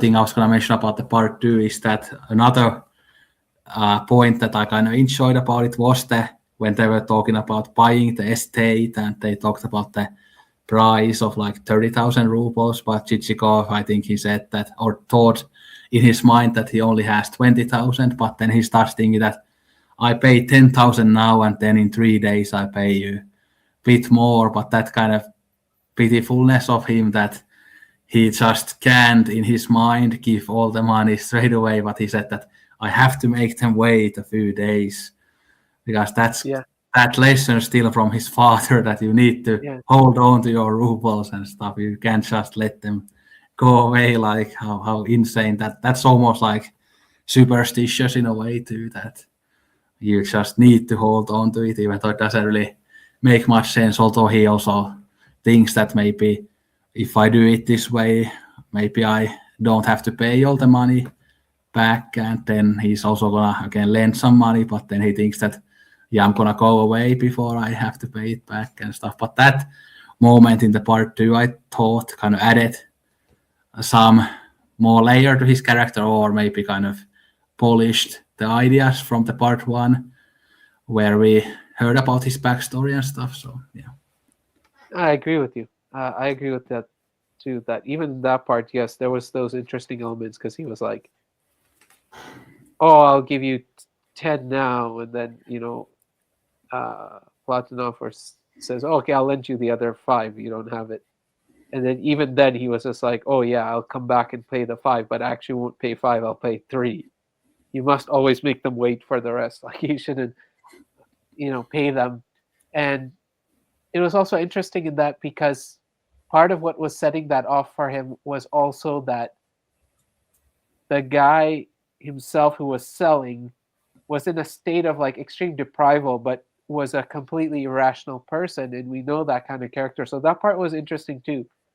That just they needed to spend everything they made, and then when they went and spent it, they didn't always think about what they needed versus what they have. So it's like, I mean, we as collectors sometimes can understand that, like you, you like if you're gonna choose like the latest new box set release, over something more important that you need, like I don't know, shoes or something, then it was like he was like that kind of character that he was like, oh, I need, I don't know, teachers, like French teachers for my kids, but he like they didn't have food. And so I think those you're right. There are these parts that are, and it's like I can't say I didn't like the second part. I liked it. Like I read it, um, and I stick with it. I didn't ever feel disengaged from it, to be honest. So I thought I was still kind of very curious and interested, but it just seemed to jump, and then there would be flashes of this. We're going somewhere, and then we would jump somewhere else. So you could just get a sense of, okay, this is just broad strokes. It's not complete, but like you said, there were some like lots of great ideas that could have been further developed and elaborated. So we don't know because we lost Google before that could happen. But I agree with you. I finished reading the book and I was like, how does this cover make sense? This cover makes no sense. It's not the tone of the book. It's not really the world of the, it is the world of the book, but it's not the world of the book. And so I was thinking just like you, like what would have made a like a kind of good cover. But yeah, it'd be interesting. I never thought of kind of looking up to seeing what the other covers look like. But yeah, you're right. This bleak, like this makes sense for like something Dostoevsky, but it makes no sense for this. I Um, think I think the cover should be something kind of more absurd or kind of yeah, yeah, hysterical a little bit, and maybe a little bit weird. It could be maybe I could even see some like cubist like yes. painting or something like that. So like Picasso or something, some other artist of that era. So, yeah. Actually, yeah, that makes sense. That makes sense. Yeah, I could see that. But yeah, absurdist or even almost cartoonish, but it could be very darkly cartoonish. Like you have this guy in his, what was his jacket that talking about the thread, and like he's all posh and he's kind of like distorted, and then but he's being pulled along or something, like with these kinds of very impoverished characters. It would make for a very dark cover, but it would be much more accurate. I think that's where it's trying to go. That this guy's trying to kind of live in this society, make this money, and then he's he's clearly like, I guess they're thinking this is what's going on around him, right? Like this is what they're, and at the same time they're only focused on, he's trying to buy the dead souls, and those guys are only either interested in making money or their hypocrisy and all this. So Yeah, I was thinking I could show some covers that. yeah, yeah, that's a good idea. Yeah, Show this us. one I saw like this is just a everyman's library, so it's just like a guy there. I mean, even that's more fitting, I think. Yeah, it looks like more like French classical kind of thing there. It looks more like a romantic novel, that cover, no? Yeah, this is actually pretty cute, I think. But this is the Yeah, worst this is word good. classic. Yeah, Yeah, yeah, this is a good one. I think this is probably the vintage one. So maybe. That's interesting. This is Yeah, I kind think. of interesting. Yeah, I think there's some graves there or something. Yeah. Then I guess this What? is Chichikov. Uh, This sounds interesting. Actually, I kind of like it. I also like the font on it. And then this one. This is kind of interesting as well. Yeah. And But there's who's that Yale. supposed to be? Isn't that supposed to be the guy? What's his name? That's not Chichikov, right? Yeah, I don't know actually. That guy, like I remember someone wearing the skirt and stuff. Wasn't it? It wasn't this. This is Nozdryov, isn't it? Yeah, probably. Yeah. In the morning, like he kind of comes down, and I think he was like described as Nozdryov was dressed like that. Yeah. Yeah, this is the New York Review book. So. And this looks pretty crazy. This is Yale University Press. So. Like kind of this comic book type of thing. Yeah, there's like a hand and then skeletons coming out of the hand. Yeah. That's cool. That's interesting. And it's this kind of like a wallet here or something that the dead souls are going.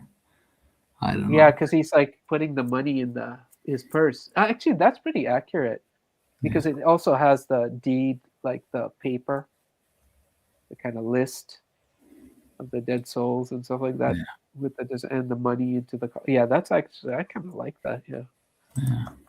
It makes more sense. Yeah. Yeah, but there are so many different ones, of course. So, like I said earlier, it's been, of course, released so many times. Well, even this one is kind of cool. So. Yeah. But yeah, anyway, I think, yeah, that's. I think it's also hard because of the tone is so unique of the book. It's not really one tone. It's like something very nefarious and dark is happening, but then there's just so much humor and absurdity all happening at the same time. It's hard to capture in an image all of that. Yeah, but it's crazy. In Goodreads, there was one review that called this book boring. He said that it was like the most boring thing he has ever read. Ooh. Yeah, that surprises me because what I was amazed by is that I thought from the beginning, as soon as he started approaching, I was like, okay, here's the basic setup. Is it gonna get kind of repetitive and dull? And I was amazed by how he could just keep it fresh continually. The setup is the same. He's just going and trying to buy and convince this person. But regardless of how basic the kind of the setup, and he repeated the setup over and over each time, he just managed to add more and more and more. Like that was intriguing.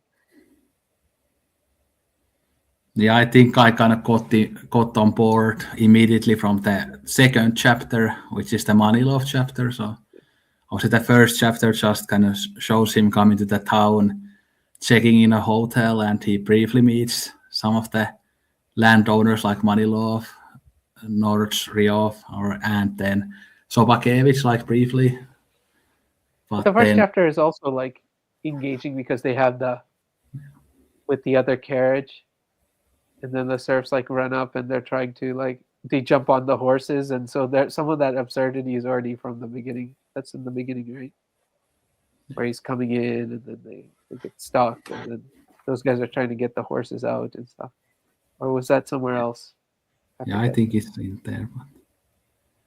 And the first chapter is really short as well. I think like 18 pages. So because most of the chapters are 20, like from like 20 to 35 pages long. So yeah.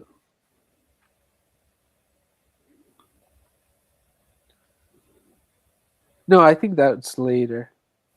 This is he quickly shows up there and he's checking into where he's gonna stay and stuff, which is also like it's kind of interesting because he's like we don't know his name till like a little while later and stuff. I think this would also make a great kind of theater play to see. Yeah. And I think they have made that. Like I think I just came across some things like that on YouTube even and stuff. So yeah, super good. Yeah, but I think we can start wrapping it up. This was over 2 hours. Yeah. But of course, this is the type of book that you could discuss for a long time, and I think the discussion went well. I was quite nervous, even though I loved the book. Yeah. Yeah, I enjoyed the discussion as well. I mean, with something like this, you also want to share because there are moments you get so excited. You're right. Like I said, like I was like getting all excited, but my wife hasn't read it, so I couldn't say anything. But then I started emailing you because there were just certain moments I was just getting so high to message you and stuff. But yes, I enjoyed the discussion, and yeah, one thing you realize is that something like this is not easy to discuss because there's so much kind of going on and there's so much craft that you could actually go into in terms of like how it's written and all these kinds of things. And then also we barely scratched the surface on all the themes that are probably like going on in there. So yeah, you could discuss this book for a very long time. Most importantly, it's immensely rereadable, so I can't wait to reread it in the future and then see what I think of it then and stuff like that. Yeah, I even mentioned this briefly to my mother on the phone, and she actually ended up renting this from the library or borrowing it from the library. Fantastic. And apparently her partner had read it already a long time ago because he's a bookworm, so yeah. Oh, fantastic. That's really cool. Although I don't know if my mother will actually read it because she's that type of person, but at least she's trying. So. Yeah. But yeah, this is the last podcast of the year because, of course, the year is going to turn to 2026 in a few days. So happy New Year, and we have lots of podcast plans for the new year as well. I think the next book that we've discussed talking about is from the same century as this. It's Belle Amie by Guy de Maupassant, which should be a great read as well. So. Yeah, happy New Year to everybody. Yeah, happy New Year. Hopefully it's better than this current year. So. Yeah. That's always the hope. Yeah. But anyway, yeah, definitely read this book if you haven't, and I'm gonna reread it many times in the future, and we'll see if we'll talk about Gogol's like short stories or something in the future. Could even do like maybe 2 short stories for one episode or something because they are quite short. I think they usually are like 40-50 pages when I looked into it a little bit. So. Yeah, that would be interesting. And again, other Russian literature that we mentioned earlier, we are probably gonna discuss at some point. But the next few books that we've talked about aren't Russian. There is some French stuff, one English book, I think, one Greek classic, and one English play as well. So lots of different stuff. But yeah, we'll see how we'll go through the canon of literature. So yeah, gonna be fun. Yeah, definitely. But yeah, now we will end. So thanks for watching, and don't drink Coca-Cola, sayonara, and arigato gozaimashita.